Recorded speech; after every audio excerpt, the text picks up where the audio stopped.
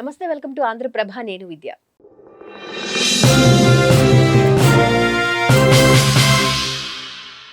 ప్రకాశంలో deputy CM Pavan Kalyan గారు 1290 కోట్లతో నీటిపారుదల ప్రాజెక్టుకు సంబంధించి శంకుస్థాపన చేయడం జరిగింది, జల జీవన్ మిషన్ కింద. సో అసలు ఈ జేజేఎం అంటే ఏంటి, దీనికి బడ్జెట్ అనేది ఏ విధంగా ఉంటుంది, దీనిలో గ్రామస్తుల పాత్ర ఏంటి, కేంద్ర ప్రభుత్వం పాత్ర ఏంటి, అండ్ ప్రభుత్వం పాలన ఏంటి, ఈ అంశాలకు సంబంధించి డీటెయిల్ ఇన్ఫర్మేషన్ ఇవ్వడానికి మనతో పాటు స్టూడియోలో సిద్ధంగా ఉన్నారు రాజకీయ, సామాజిక, ఆర్థిక నిపుణులు మధుసూదన్ రెడ్డి గారు. వారిని అడిగి వారి మాటల్లో తెలుసుకుందాం. సార్ నమస్తే. సార్ నమస్తే. Welcome to Andhra Prabha. సార్, ఏంటి జేజేఎం జల జీవన్ మిషన్ గురించి? జల్ జీవన్ మిషన్ అనేది ఏంటంటమ్మా, కేంద్ర ప్రాయోజిత కార్యక్రమాలు ఉంటాయి. ఓకే. కేంద్ర పాలిత ప్రాంతాలు కాకుండా అన్ని రాష్ట్ర ప్రభుత్వాలకి ఒక 75 పథకాలు ఉంటాయి. కేంద్ర ప్రాయోజిత కార్యక్రమాలు అంటారు, సెంట్రల్ స్పాన్సర్డ్ స్కీమ్స్ అంటారు. ఓకే. దాంట్లో ఒక పార్ట్ ఇది జేజేఎం అంటే జల్ జీవన్ మిషన్. ఈ జల్ జీవన్ మిషన్ యొక్క ముఖ్య ఉద్దేశం ఏంటంటే, స్వచ్ఛమైనటువంటి త్రాగునీరు గ్రామీణ ప్రాంతాల్లో ఉన్నటువంటి ప్రజలకి స్వచ్ఛమైన నీళ్లు అందించాలా అన్న ఒక లక్ష్యంతో ఫైనాన్షియల్ ఇయర్ అంటారు, బడ్జెట్ ఇయర్. బడ్జెట్ ఇయర్ అంటే ఏప్రిల్ 1 నుంచి మార్చి 31 దాకా ఉండేదాన్ని బడ్జెట్ ఇయర్ అంటారు. 2019-20 కాలంలో మన దేశ ప్రధాని నరేంద్ర మోడీ గారు జలశక్తి మిషన్ అంటే మనకు నాగార్జున సాగర్, జోరాల ప్రాజెక్టు, పోలవరం ప్రాజెక్టు, బహుళార్థక సార్థక ప్రాజెక్టులతో పాటు దాంట్లో అంతర్భాగం అన్నమాట ఈ జల్ జీవన్ మిషన్ అనేది. అయితే దీంట్లో 19 కోట్ల మందికి, భారతీయులుగా ఉన్నట్టుబడినటువంటి 19 కోట్ల మంది గ్రామీణ ప్రజలకి స్వచ్ఛమైన తాగునీరు ఇవ్వాల, ఒక కుటుంబానికి 200 లీటర్లు అనేది కాన్సెప్ట్. బడ్జెట్లో నిధులు కేటాయిస్తూ దాంట్లో ఏం చేయాలంటే, రాష్ట్ర ప్రభుత్వం 50%, కేంద్ర ప్రభుత్వం 50%, 50-50. యాక్చువల్గా కేంద్ర ప్రాయోజిత అన్నీ కూడా 60-40 రేషియోలో ఉంటాయి. 60% కేంద్ర ప్రభుత్వం పెట్టుకుంటుంది, 40% మాత్రమే రాష్ట్రాలు పెట్టుకోవాలి, రాష్ట్ర ప్రభుత్వం పెట్టుకుంటుంది. అయితే కొన్ని ప్రత్యేక పరిస్థితుల్లో స్పెషల్ కేటగిరీ స్టేటస్ ఉన్నటువంటి అండమాన్ నికోబార్ దీవులు అనుకోండి, జనాభా తక్కువగా ఉండి కొండల ప్రాంతం అధికంగా ఉండి స్పెషల్ కేటగిరీ స్టేటస్ ఉంటుంది. అంటే భౌగోళికంగా కొండ ప్రాంతం, జనాభా తక్కువ ఉండటం, ఆర్థిక వనరులు లేనటువంటి ప్రాంతాలకి 90-10 ఉంటుంది. ఓకే. 90% కేంద్ర ప్రభుత్వం పెట్టుకుంటుంది, 10% లేదంటే 100% కూడా పెట్టద్ది. అది కూడా మేము పెట్టుకోలేమంటే అది బాధ్యత.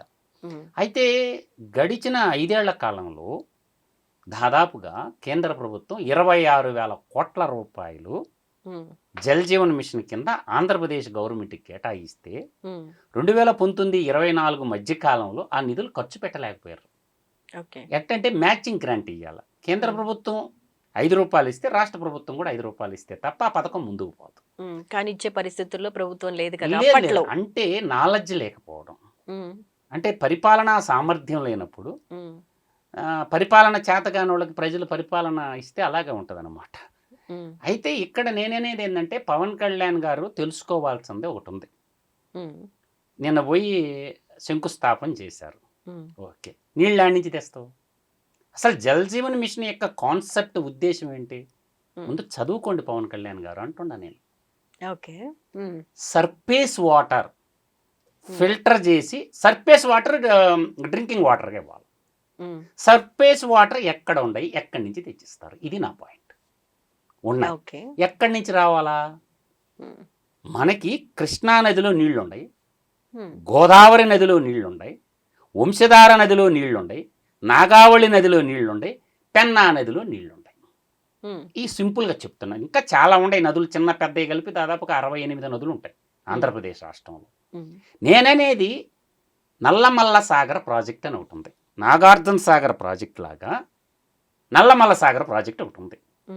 ఆ ప్రాజెక్టు కంప్లీట్ అయితే కానీ మీరు శంకుస్థాపన చేసినటువంటి ఆ 7 నియోజకవర్గాలకి త్రాగునీరు, సాగునీరు ఇలేనటువంటి దుస్థితి నేటి పరిస్థితి. ఆ ప్రాజెక్టు కంప్లీట్ కాకుండా ఓవర్ హెడ్ ట్యాంకులు నువ్వు ఎన్ని కట్టుకున్నా, ఎన్ని పైపు లైన్లు నువ్వు వేసుకున్నా సర్ఫేస్ వాటర్ యాడ్ నుంచి తెచ్చిస్తావు.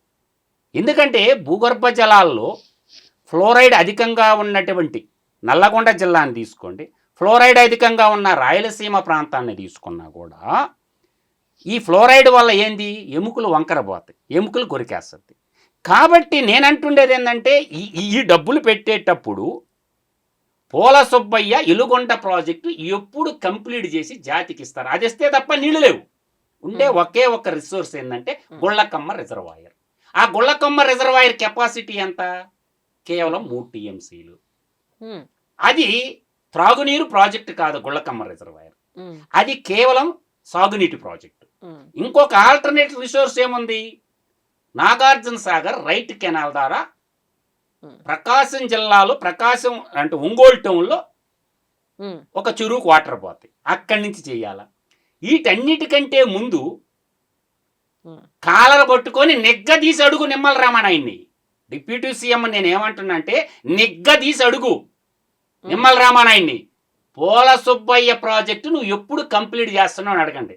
ఇంకొక ఆశ్చర్యకరమైన విషయం, గత పాలకుడు, గత ముఖ్యమంత్రి ప్రాజెక్టు కంప్లీట్ కాకుండా జాతికి అంకితం ఇచ్చేశాడమ్మా పోల సుబ్బయ్య ప్రాజెక్టు. ఈ పోల సుబ్బయ్య ఎలుగొండ ప్రాజెక్టు పేరే ఇంజనీర్లు నామకరణం చేసిన పేరు ఏంటంటే నల్లమల్ల సాగర్. ఎందుకంటే నల్లమల్ల ఫారెస్ట్లో ఉంటుంది కాబట్టి దానికి ఆ పేరు. సాగర్ అంటే నీళ్లు కుండగా ఉంటుంది కాబట్టి దాన్ని ఆ విధంగా నల్లమల్ల సాగర్ అని నామకరణం చేస్తే ఈ నీటి కోసము ఉద్యమాలు చేసినటువంటి ఒక కమ్యూనిస్టు యోధుడు పోల సుబ్బయ్య గారు, ఆయన పేరు నామకరణం చేశారు. ఓకే, నల్లమల్ల సాగర్ అంటే దాన్నే పోల సుబ్బయ్య ఎలుగొండ ప్రాజెక్టు. ఇది 3 జిల్లాల ప్రజలకు వరప్రదాయిని. ఈ 3 జిల్లాలు ఏంటి అంటే, ఒకటి కడప జిల్లా. కడప జిల్లా పోరుమావుళ్ళ తాలూకాకు మొత్తం నీళ్లు పోతాయి. రెండోది నెల్లూరు జిల్లా, అదే సింహపూరి జిల్లాలో ఉదయగిరి ప్రాంతంలో 5 మండలాలకి నీళ్లు పోతాయి. వెరసి ప్రకాశం జిల్లాలో ఆ 3 మండలాలు, ఈ 5 మండలాలు కలుపుకొని 22 మండలాలు ప్రకాశం జిల్లా పశ్చిమ ప్రాంతంలోకి నీళ్లు పోతాయి. 30 మండలాలు, 4,37,300 ఎకరాలకి సాగునీరు, 15,25,000 మందికి త్రాగునీరు ఇచ్చేటటువంటి బహుత్తరమైనటువంటి ప్రాజెక్టు. ఏపీ అంటే ఏమంటాం అందరం? అమరావతి, పోలవరం అంటారు. కానీ మా గ్రేటర్ రాయలసీమలో అంతర్భాగం ఒకప్పుడు మార్కాపురం డివిజను కర్నూలు జిల్లాలో ఉన్నది, కనిగిరి డివిజను నెల్లూరు జిల్లాలో ఉన్నది. ఇది గ్రేటర్ రాయలసీమ ప్రాంతం. ఒకప్పుడు రాయలసీమ ప్రాంతమే. నిన్న పోయింది ప్రకాశం జిల్లా, మధ్యలో ఏర్పడింది రంగారెడ్డి జిల్లా, ప్రకాశం జిల్లా, విజయనగరం జిల్లా. ఈ 3 జిల్లాలు 1972లో ఏర్పడినాయి అమ్మా. అంతకుముందు రాయలసీమ ప్రాంతం, అది నెల్లూరు ప్రాంతం, రాయలసీమ ప్రాంతం. కాబట్టి మా గ్రేటర్ రాయలసీమలో ప్రాజెక్టుకి సంబంధించినటువంటి ఎప్పుడు కంప్లీట్ చేసి జాతికి అంకితం చేస్తాం. చంద్రబాబు నాయుడు గారికి నేను అంటుండేది, పెద్ద ఆయనకి, అపర చాణుక్యుడైన చంద్రబాబు నాయుడు గారికి మొట్టమొదటి దాన్ని శంకుస్థాపన చేసింది ఆయన. ఎవరు? చంద్రబాబు నాయుడు గారు. చేయడంలో జాప్యం జరుగుతుందంటారు. అంటే చిత్తశుద్ధి లేకపోవడం. చిత్తశుద్ధి లేని శివపూజలేరా, బాండశుద్ధి లేని పాకమేలా అని పెద్ద ఆయన హేమారెడ్డి ఏనాడే చెప్పిండమ్మా. చిత్తశుద్ధి లేని పని, బాండశుద్ధి లేని ఆహారం చెడిపోద్దని చెప్పి ఏనాడు పెద్ద ఆయన హేమారెడ్డి చెప్పారు. నేను అంటుండే పాయింట్, వ్యాలిడ్ పాయింట్ ఏంటంటే తల్లి, ఈ శ్రీశైలం జలాశయంలో నుంచి రెండు ఇంటర్నల్ కాలువ, ఒకటి 7 మీటర్ల డయామీటర్, ఇంకోటి 9.2 డయామీటర్. దీనికి మొట్టమొదటి శంకుస్థాపన చేసినటువంటి వ్యక్తి ఎవరు? నారా చంద్రబాబు నాయుడు గారు.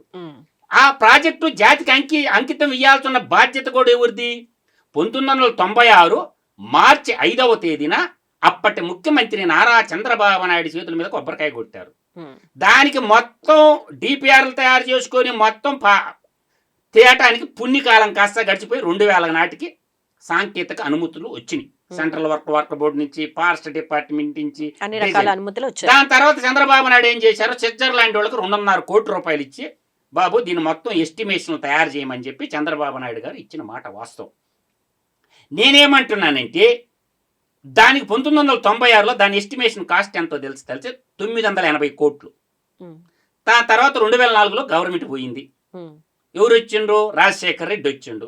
2005వ సంవత్సరంలో అప్పుడు 7 మీటర్ల టన్నెల్ ఒకటే, ఉమ్, తర్వాత ఇంకో టన్నెల్ 9.2 పెట్టి ఏం చేశాడు, ఒక టన్నెల్కి 980 కోట్ల రూపాయలు అవుతుంటే ఉమ్, ఇంకొక టన్నెల్ ఏర్పాటు చేసేసి ఉమ్. ఏమైంది తెలుసా, 5,500 కోట్లకు పెంచండి ఎస్టిమేషన్.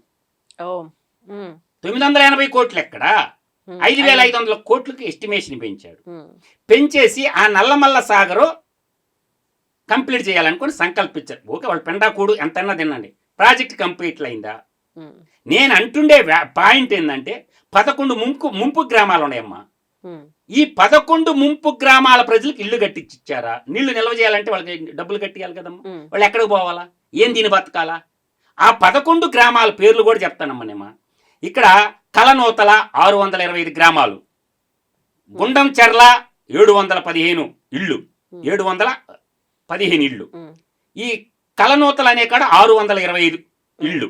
ఉమ్. తర్వాత చింతల ముడిపి 47 ఇళ్ళు.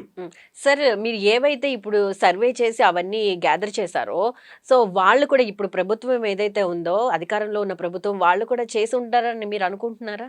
నేను అనేది గ్యాదర్ కాదమ్మా, ఆ, 1996 మార్చి 5న శంకుస్థాపన చేసినటువంటి ప్రాజెక్టు ఉమ్, ఈ రోజు మనం ఎక్కడ ఉన్నాం, 2025లో ఉన్నాం. ఆ, 25 ప్లస్ ఒక 4 ఎన్నేళ్ళు అయిందమ్మా, 29 సంవత్సరాల నుంచి ఒక ప్రాజెక్టు నిర్మించలేదంటే బ్రిటిష్ వాళ్ళు సర్రాతర్ కాటన్ బ్యారేజ్ ఎన్నేళ్లలో కట్టారు నాకు చెప్పమనండి.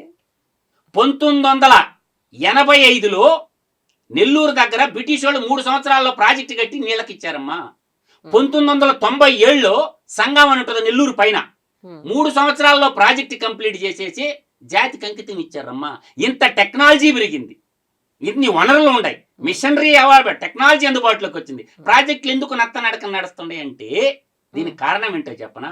ఉమ్, దాదాపుగా ఇవాళ 3,000 ఈ 11 గ్రామాల్లో తల్లి సుంకేసులు కానీ, గొట్టిపడి కానీ, అక్కం చెరువు కానీ, సాయినగర్ కానీ, తర్వాత రామలింగేశ్వరపురం కానీ, కృష్ణానగర్ కానీ, లక్ష్మీపురం 3,863 కుటుంబాలకు ఇల్లు కట్టించారా? పాయింట్ ఇది చెప్పాలి పవన్ కళ్యాణ్ గారు, ఇది మాట్లాడాలి. ఉమ్, ఇప్పుడు ఆ నీళ్లు జేజేమో మంచిదే కార్యక్రమం, ఆ నీళ్లు ఇవ్వాలంటే నువ్వు పైప్ లైన్లు వేసుకొని ఓవర్ ట్యాంకులు కట్టేసుకుంటే నీళ్లు యానించి తెచ్చిస్తారు అని నేను అడిగేది. పూల సుబ్బయ్య ఎలుగొండ ప్రాజెక్టు, నల్లమల్ల ప్రాజెక్టుల నుంచి నీళ్లు రాకుండా నువ్వు నీళ్లు ఎలా ఇవ్వగలవు, శుద్ధ జలాలు ఉమ్, అంటే? ఇప్పుడు పైప్ లైన్లు వేసేస్తారు, ఓవర్ ట్యాంకులు కడతారు, డ్రింకింగ్ వాటర్ యానించి తెచ్చిస్తావు. దానికి మిగిలి ఉన్నటువంటి ఆధారం, ఏకైక ఆధారం ఏంటంటే నేను రెండే చెప్పగలను రిసోర్సు. ఉమ్, ఒకటి గుళ్ళకమ్మ రిజర్వాయర్, ఉమ్, 2 రాళ్లపాడు రిజర్వాయర్. రాళ్లపాడు రిజర్వాయర్లోకి నీళ్ళు అన్ని నుంచి వస్తాయి అనుకుంటారు, సోమశిల ప్రాజెక్టులో నుంచి వస్తాయి. ఉమ్, గొట్టిపాటి కొండపనాయుడు కెనాల్ అని అక్కడి నుంచి వస్తాయి. ఆ నుంచి ఏమన్నా తెస్తావా?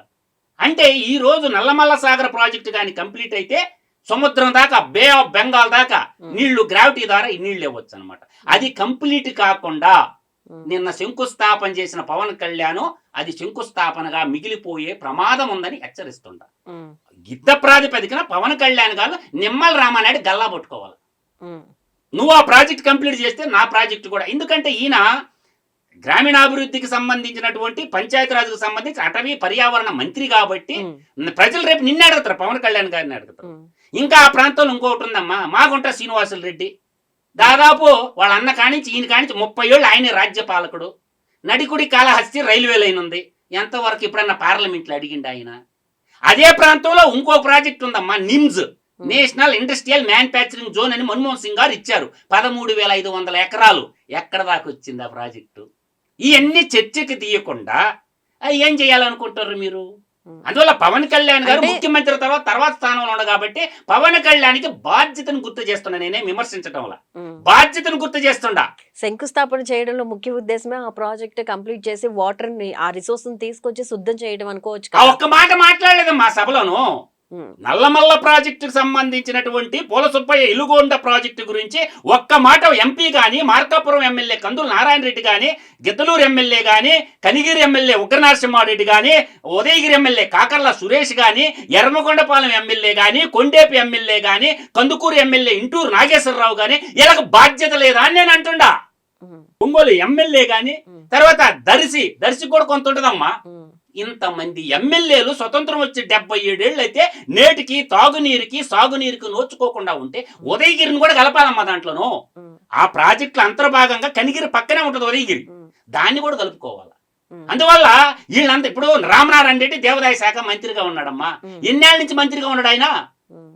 అయితే చూద్దాం సార్, పవన్ కళ్యాణ్ గారు ఎటువంటి సర్వే చేసి ఇప్పుడు ఈ ప్రాజెక్టుకి సంబంధించి శంకుస్థాపన చేశారో ఆయన వెర్షన్ ఏ విధంగా ఉందో నేను చూద్దాం. ఎక్స్ప్లెనేషన్ అడుగుతుండా. పవన్ ఉమ్, కళ్యాణ్ నేను మంచి పనే చేశారు, కానీ సర్ఫేస్ వాటర్ ఇవ్వాలా అంటే Poola Subbaiah Veligonda project, Nallamala Sagar project complete అయితేనే కానీ దీనికి డ్రింకింగ్ వాటర్ అందుబాటులోకి రాదు. ఆ ప్రాజెక్టు పరిపూర్ణంగా జాతికి అంకితం అవ్వాలంటే మొట్టమొదటగా నల్లమల్ల సాగర్ ఏదైతే పోల సుబ్బయ్య ఎల్లుగొండ ప్రాజెక్ట్ ఉంటుందో అది కంప్లీట్ అయితే కానీ ఉమ్.